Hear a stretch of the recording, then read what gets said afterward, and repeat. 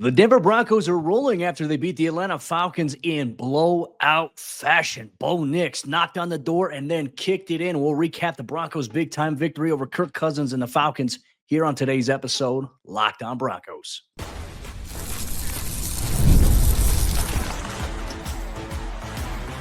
You are Locked On Broncos, your daily Denver Broncos podcast. Part of the Locked On Podcast Network, your team every day. Hey, what's happening, Broncos Country? Welcome into another episode, Locked On Broncos, your daily Denver Broncos podcast, part of the Locked On Podcast Network, your team every day. I'm Cody Roark, Broncos reporter for Mile High Sports. You can check out my written work over there, milehighsports.com. Joined as always by Sayre Bedinger, site expert, predominantly orange, right over there, NFL Spin Zone. And look, Broncos Country, Denver improves to 6-5 on the season after a Sunday drubbing of the Atlanta Falcons. We'll break down all that action here on today's episode of the show, which is brought to you by our friends over there at Hillsdale College. Go right now to hillsdale.edu/lockedon to enroll. There's no cost, and it's easy to get started. Thank you so much to all the everydayers out there in Broncos Country. Thank you for making us your first listen of the day every single day. A Victory Monday episode of the show in store here as the Broncos clip the wings of the Atlanta Falcons 38-6. We'll hand out game balls. Marvin Mims, is he in line for his first game ball of the season? We'll highlight the Broncos defense and Nik Bonitto edging one step closer to double-digit sacks. The first Broncos player for the first time since 2018 to get close to that mark. But we'll open up, obviously, with the biggest news today. Bo Nix shredding the Atlanta Falcons secondary in Justin Simmons' homecoming to the Mile High City. Sayre, I mean, really, from the onset of this game, Bo Nix and the Broncos offense, they came out and they delivered. And now I can finally use this line. The USPS is obviously closed on Sundays, but Bo Nix was the mailman. He was delivering on Sunday in dramatic fashion. Big win here for the Broncos, obviously, on Sunday. But, man, Bo Nix, I teased it a little bit earlier. He's knocking on the door. Well, now I think he's kicking it down. He's bringing the axe to it like The Shining. Bo Nix is here.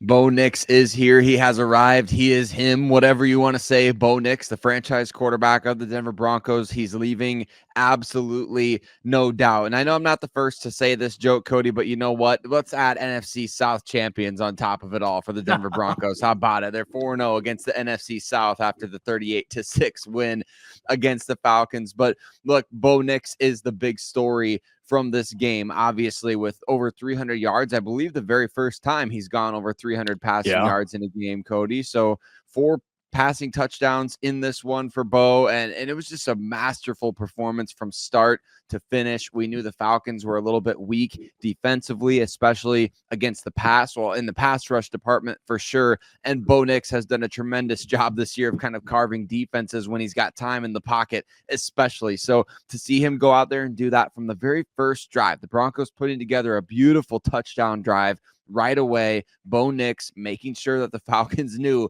hey, like, Bo Nix is here, and he played a great 4 quarters. Like, this was a dominating effort from the Denver Broncos from start to finish, and Bo Nix led the way. Well, and look, efficiency 28 of 33, passing 307, 4 TDs, 0 interceptions, protected the football, didn't put the ball into harm's way. Look, and that's the thing I think we're going to continue to applaud Bo is that, hey, Bo is being methodical with where he's going with the football. You know, and in this game too, I mean, Sayre, for him to put up the numbers that he did coming off of NFL Rookie of the Week, maybe we could already put it in here on the post-game show that Bo's going to probably win that award 2 weeks in a row. And I seen some people, on social media saying, hey, well, Bo Nix is now closing the gap in the Rookie of the Year conversation. I don't know if there's really a gap. I don't even know if there was one really in the last handful of weeks. I think Bo Nix has started to throw his name in there and inch a step closer. I think right now he's firmly in that conversation. No gap. He's in it right now.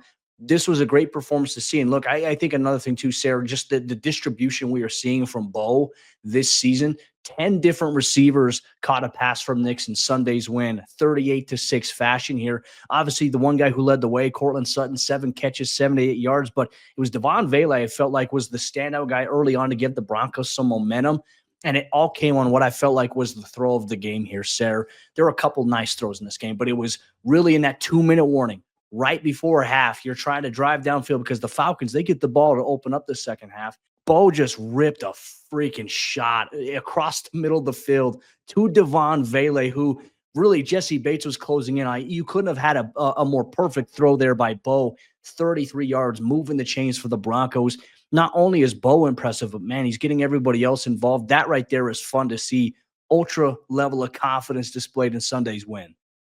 Yeah, Bo Nix is playing with another level of confidence that we've continued to see it grow week after week after week. But man, this was kind of the culmination, right? It was one of those games where he left no doubt on the table. And there's been a lot of detractors this season for Bo Nix, but the way that he's been elevating everybody around him lately is really impressive. And I know it was, you mentioned it, Cody, 10 different receivers catching a pass, 4 different guys catching touchdowns. You got Nate Adkins on the first one. You got Paul Mims, you got Troy Franklin, and then you obviously have the touchdown to Lil Jordan Humphrey to kind of close it out. So you're spreading the ball around. Bo Nix is seeing the field incredibly well. I believe, Cody, if memory serves me right, I believe he killed one of the plays on that 2-minute drive. He killed a play and then ripped another shot. I don't know if it was the shot to Vele, but it was another really nice pass play where he killed the play at the line of scrimmage, just in complete command of the offense. And you know what? We got to give credit where it's due, because we've been calling for the receivers to finally make a play or two for this guy. And look, against the Atlanta Falcons, it's hard to deny the receivers are out there making plays. You mentioned Vele. He made a couple of really tough catches. I know Cortland Sutton made one of the best catches we've seen from him this year on a little floater from Bo Nix, kind of going up and mossing a guy. So we call for the receivers to make plays. You want them to go make plays for the quarterback, because then games like this happen. This is why we've been harping on the receivers. So maybe you've got good news, great news. Bo Nix in just entrenching himself as the franchise QB. Maybe better news for the immediate and short, long term. These receivers coming up and making big plays, both after the catch and at the catch point. That's going to get this Broncos team to the playoffs. And Josh Reynolds not too far off from rejoining the lineup as well. So it's another potential weapon you're adding into the mix here for Bo Nix. I want to give credit here to our good friend Andrew Mason. He put this out there, obviously, with Bo Nix's 307-yard day, 4 TDs, 0 INTs, 28 of 33. That's 85% completion percentage from Bo in this game, dishing and diming. Andrew Mason put out that Nix becomes the first rookie quarterback in NFL history with 4 touchdown passes, 0 INTs, 300-plus yards, and a completion percentage above 80% for a single game. And that comes from our good friends over there at Pro Football Reference. So a lot of the narratives that we saw about Bo Nix after weeks 1 and 2 suddenly starting to die a little bit. And look, I even think there's a lot of Broncos fans that I've certainly seen, reply to some of my stuff on social media saying, hey, I was a non-believer early on. I was skeptical, but now they're full-on Bo-levers as Bovember continues here for the Broncos. And now, hey, gears are going to have to shift. Bo is going to have to travel to Las Vegas next week alongside the Broncos offense, and they're going to have to find a way to put up some points here once again against the Las Vegas Raiders. But you're going to enjoy here Victory Monday, Broncos Country, the run game there with Javonte Williams, Audric Estime, Marvin Mims, Jaleel McLaughlin. Really a true by-committee approach. Javonte with 9 carries for 59 yards, and obviously the whole Broncos offense scored by picking him up and carrying him into the end zone.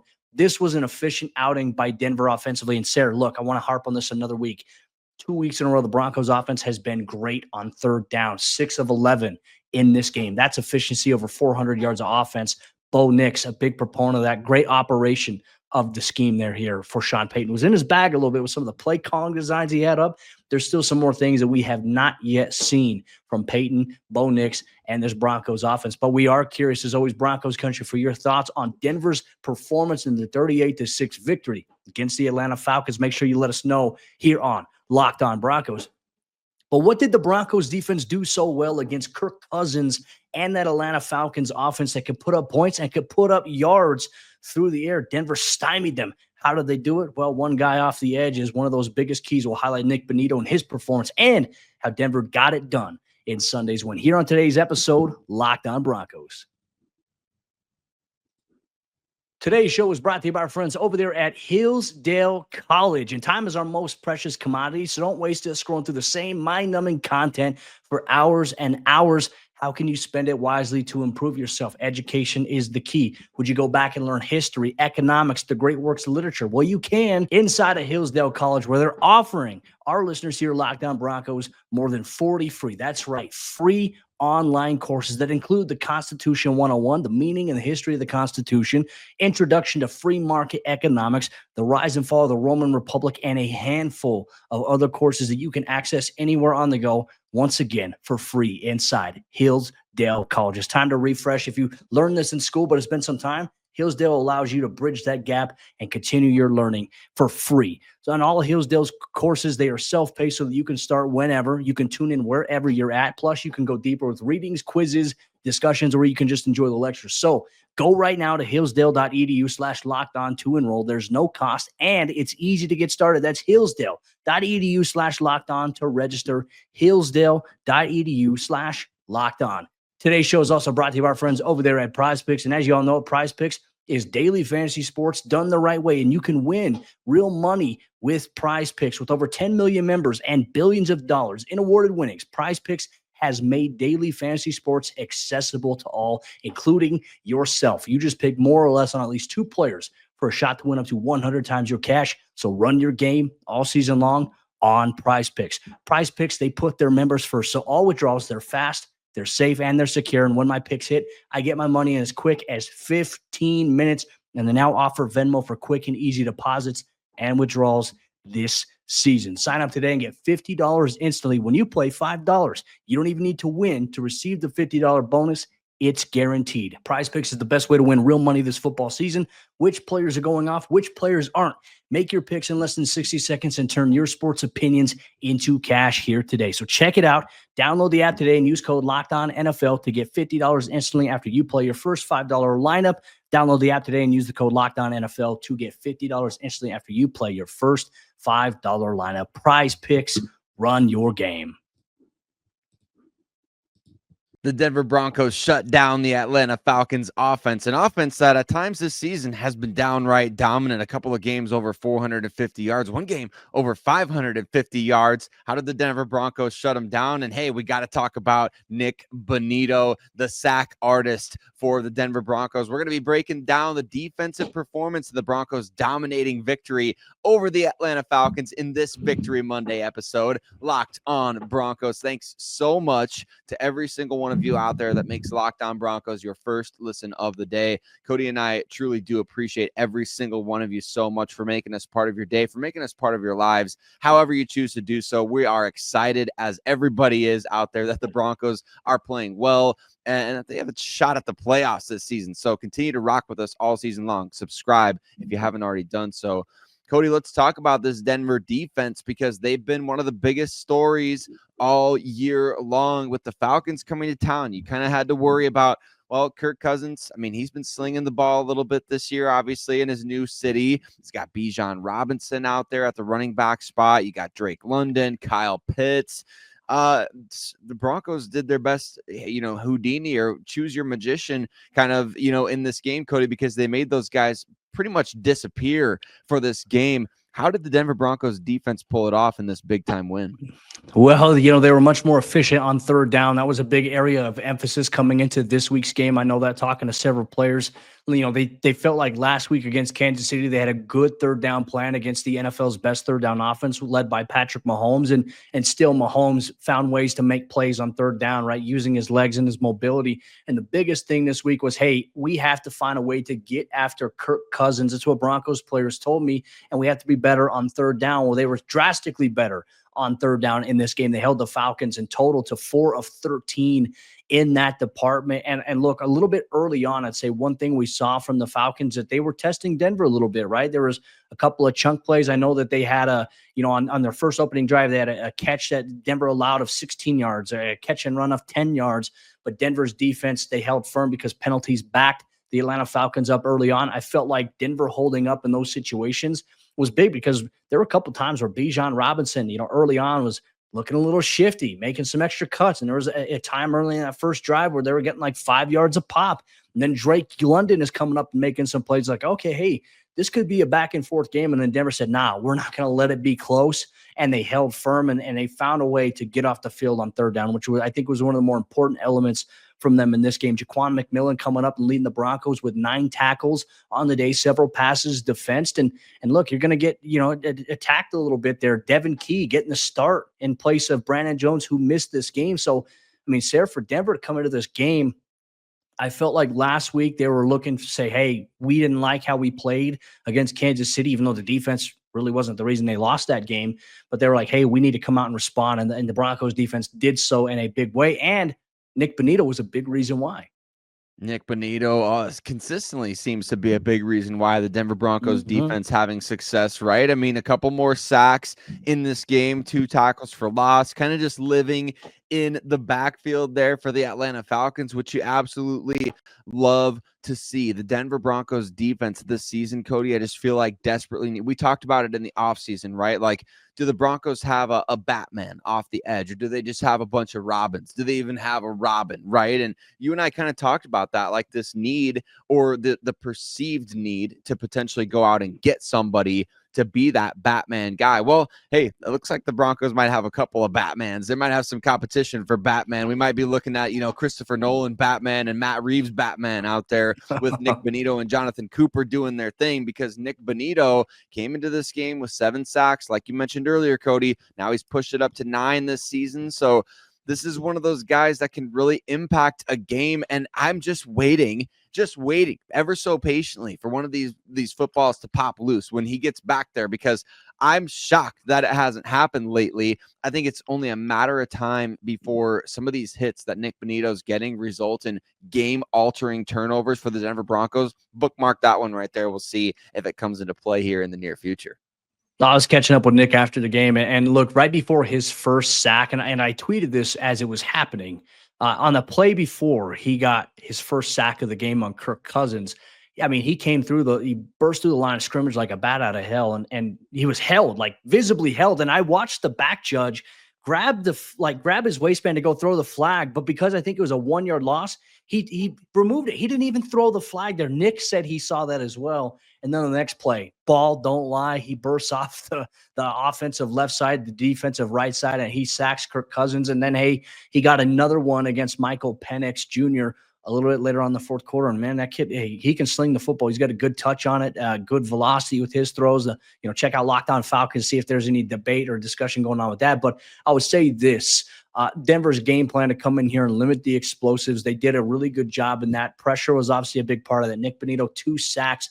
He is 1 sack away from 10, which would make him the first Broncos player since Von Miller and Bradley Chubb back in 2018 to have double-digit sacks. It's been a drought for a long time here, Sayre, and that's coming close to an end. One of the key stats that stand out for me defensively, we talk about third down. Well, Denver only allowed 13 total first downs from that offense there, led by Kirk Cousins, who finished the game 18-27, $173, and an interception to Cody Barton. Denver tightened up this week, and that was a good sight to see because, hey, that Atlanta offense, that's a good offense that they had to go up against. Well, and it's multiple, and that's what makes it so frustrating to have to defend against. It's why they've had multiple games over 400 some odd, yards, or that one game that I know it went to overtime, but still over 550 yards of offense. I mean, not many teams can do that, but you've got to deal with Bijan Robinson, obviously, who only averaged 2.9 yards per carry in this game. I mean, Kyle Pitts, where was he? Even I know I saw him catch at least one pass out there, but he made virtually no impact on this game. Darnell Mooney, who's been outstanding for them this year, coming over in free agency. I mean, he didn't really have much of an impact on this game. And obviously Drake London got his early in the game. There was a couple of instances where I'm kind of like, what are the Broncos doing there with Drake London? Why is he coming wide open on some of these plays? But they tightened up, they adjusted, they figured it out. And the Falcons I didn't see any dirty birds happening out there, Cody. They didn't get into the end zone, and the Broncos found a way to keep them from getting past midfield more often than not. So you got to be impressed with what the Broncos defense was able to do in this game and how they can use this as a launching pad going forward. After the loss against Kansas City, we knew this team was going to come in with a big chip on their shoulder. We said it after that Chiefs game that, hey, like a loss like that can either suck the wind out of the sails of your season or it can push you in a new direction. Denver came out and they responded, holding the Falcons to 6 total points, causing havoc the way that they did in the offense, playing the way that they did. It was, in my opinion, Sarah, complimentary football in all 3 phases for the Broncos here on Sunday. That's a team win. And obviously, with that win, Sean Payton, he's now swept the NFC South. Obviously, this season. And as Sarah made the joke earlier, the Broncos, they are NFC South champions here in 2024. Too bad that's not going to do anything for you. Denver needs to continue to stack on this, and they need to keep winning games because the playoff picture is shaping up. And I know this week we'll look at the state of the AFC West as things progress here. But, man, 6-5 feels good. And I think when the Broncos are good and they're winning, everything feels good in the world. Fans are happy. It's not as toxic. And that's, I think, where we ultimately aspire to be. But Broncos Country, one thing we are going to do, and we want you to get involved in this as well, we're going to hand out our game balls from Sunday's 38-6 victory against the Atlanta Falcons here on today's episode, Locked On Broncos. Today's show is brought to you by our friends over there at FanDuel. And as you all know, at Broncos Country, FanDuel, they are America's #1 sportsbook, and they want you to get ready to tackle the NFL action this season inside of FanDuel, America's #1 sportsbook, because right now, new customers can bet $5 and get $150 in bonus bets if you win. The FanDuel Sportsbook app gives you everything that you need to place live bets on the NFL all in one place. So when you get a hunch in the middle of the game, you can check out the latest stats, you can view live play-by-play, and so much more on the same page where you place your bets. If you feel like you want to put together player props in terms of quarterbacks, Bo Nix passing, or even if you want to maybe try to get in on the Bo Nix Rookie of the Year hype, FanDuel Sportsbook allows you to get on the action inside of the app on the same exact page where you can place your bets. So just visit FanDuel.com to join today, and you'll get started with $150 in bonus bets if you win your first $5 bet. That's FanDuel.com. Never waste a hunch and make every moment more with FanDuel, an official sportsbook partner of the NFL. As we jump on the fourth quarter action on today's episode, Locked On Broncos, Denver moving on to 6-5 after a drubbing of the Atlanta Falcons. We're going to hand out game balls. Broncos Country, you get a game ball. Denver showed out over 72,000 fans in attendance in Sunday's game, and a lot of the fans, I just seen the energy inside the stadium here once again, Sarah. It was nice to see, and it's, for Denver to not let up, right, to put pedal to the metal a little bit in this game. And surely I saw some things out there about like J.C. Horn would not be happy that the Broncos are running it up on the Falcons, but hey, that's football. Denver put the foot on the throat, and Sarah, they continued with it. That's what I love to see. And they're able to get Bo Nix out of the game in the fourth quarter where Jarrett Stidham could hand the football off and the Broncos could drain the clock. You love to see that. In terms of handing out game balls, where are we going to start here today? I think we got to start with number 10, right? Obviously, Cody, Bo Nix playing his best game of the year. You mentioned he made NFL history. We've got to start with that. And I know that not only is he the first player in NFL history to do what you said earlier in terms of the yards, touchdowns, completion percentage, but only the second rookie quarterback in history with the quarterback rating that he had on top of the yards and touchdowns as well. So obviously, Bo Nix playing his best game of the year so far. The breakdown from Tim Jenkins is going to hit real nice. Broncos Country, we already know this. It's going to be fun to watch the all-22 clips. It's going to be fun to relive this game.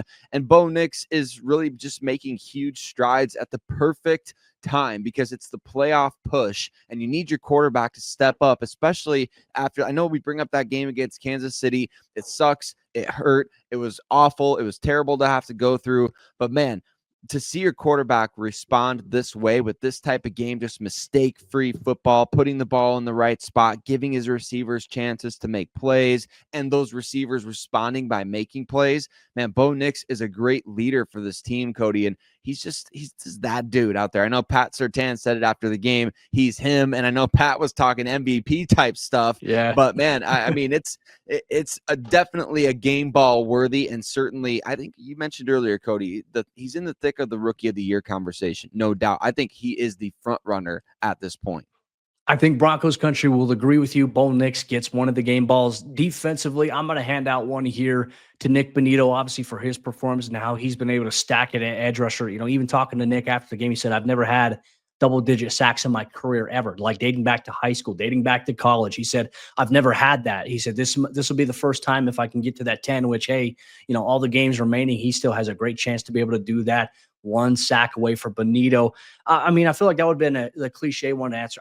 I'm going to hand an underrated one out, Sayre. I'm going to give one to Devon Vele, who I mean, man, has he emerged as of late here as a little bit of a fun option for Bo Nix to throw to? I mean, once again, we talk about the throw of the game, that rip. I still can't get over that rip across the middle of the field there. Vele did a tremendous job, not only on that play of just focusing, making plays, getting at 33 yards, but man, there was even one play where he caught it, on a slant early on. I think it was on Denver's first offensive drive or second one, whatever it may have been. And then he turns. I mean, he took a shot in the back pretty hard there, and it ended up being a penalty that extended Denver's drive another 15. But man, he's tough, and he hangs on to the football in traffic. And I think his catch radius is becoming a little bit fun thing to watch. So I'm going to give Devon Vele a game ball here. But is there anybody else who deserves one? I got to give a game ball here to Marvin Mims, Cody. I do, because you know what? We talked about him throughout the week. We were kind of just noticing, like, after the trade deadline, Sean Payton, this offensive staff, they made a concerted effort to say, all right, we got to do some self-reflection as a coaching staff and figure out, why is it that Marvin Mims looks so good on punt return, and when we put him on offense, it looks like we're trying to fit a square peg into a round hole, right? Well, they went self-reflective, and they started getting him involved in different ways, putting him in the backfield, not just as a gadget type thing, but legitimately as a running back standing next to Bo Nix. And we saw the motion. We saw all these different things. We've seen him getting out into the flat as a receiver, as an option to distract the defense.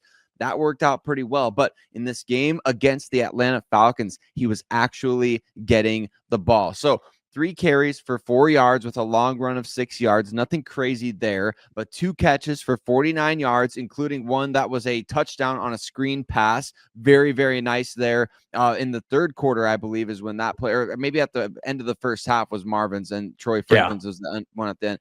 But Marvin catching that touchdown pass. And then on punt returns, how about this? 3 punt returns for 57 yards, a 19-yard average, and a 37-yard long return on the afternoon. So Marvin Mims gets my game ball, Cody. Over 100 total yards of production from him. The Broncos getting him involved. That is humongous. After you didn't make a trade at the deadline to get a playmaker, to have Marvin Mims now emerging, that changes the ball game for the Broncos offense. And one thing I'm even thinking about this as well. I was typing it up in my post-game report on Mile High Sports, and I was thinking to myself, like, okay, hey, for Marvin Mims, you're finding a way to unlock him a little bit in terms of, like, you've tried just putting him at wide receiver, but, teams know, hey, he's the fast guy. We got to stay deep to protect against him. And certainly, I think there is a threat presence there. But it seems like Sean Payton is, because he's been trying to find this guy for a while, it seems like Marvin Mims is maybe working his way into that joker role that Sean's been so desperately trying to find in the last couple of years. Marvin's speed, and look, that's just the icing on the cake. Like, Sean is going to find ways to get him more involved there, but I think just putting him in the backfield, using motion and his speed, it is hard to account for if you're a defense. And certainly on that wheel route where, hey, he got downfield 30-something yards, that was a nice play to have. But even his 37-yard punt return he had in the second half, it did set up that Troy Franklin touchdown. And Sayre, can I say one thing? It's so nice to see the Broncos wide receiver screen back and working here. How long has it been? You get one to Marvin, you get one to Troy, and it's like all is well in the world here at this point for the Broncos offense. They were humming on all cylinders. I agree, Marvin does get a game ball. Demaryius Thomas would be proud, Cody, to see those screens working the way that they, nobody ran it better than him. Nobody ran it better than him. And those guys, they ran the screen plays so well back in the day. And you're right, it is great to see those plays working again. So I think those are great game balls to give out. I'll be interested to hear what everybody else thinks. A game like this, when you dominate this to this degree, a lot of game balls to be given out. We could give one to Sean Payton as well, Cody. What a godsend to Broncos country. I know that last week it was tough, and to see a team bounce back like this, that's a top-down kind of response, right? It's not just, well, you got really good players, and that's why you beat the Atlanta Falcons. Like, Falcons are first-place team in the NFC South. Like, they've been playing pretty darn good this year. I know they've 6-4 like until Sunday. until Sunday, right? So a huge shout out to Sean Payton and his staff for just the culture that they've built for this team. It's been awesome to see. He's been a great fit for the Denver Broncos, and the Broncos desperately needed him. That's for sure. 100%. I got one more honorary game ball to hand out. I'm going to give one here to you, Sayre Bedinger, Broncos Country. You may not see Sayre on the show for the next couple of days. He and his wife are expecting their 4th child. Unbelievable. Congrats. I know the Hims has been working really well, my friend. Congrats to you and your wife, Broncos Country. I know we're going to miss Sayre for the next couple of days, but he'll be back in action with us here shortly, obviously, as the week builds up. But congrats to you, my friend. Hey, thank you very much. Yeah, 4 kids, Cody. I don't know what I'm sure there's some listeners out there with 4 or more kids, but you know what? It's going to be a game changer for me. We're building something. I've got plenty of playmakers over here now, and now we just got to develop. We've done the drafting. It's time to develop now. So the playmakers are in the building. Now, Broncos Country, thank you so much for rocking with us here on today's post-game report. That'll wrap up all the action. Tomorrow's episode of the show, we're going to take a look at the state of the AFC after Week 11 around the National Football League. What does the playoff outlook look like with just 6 games remaining here for this Broncos football team? What do we have to pay attention to? Plus, a mailbag this week. Make sure you stay tuned here. Locked on Broncos.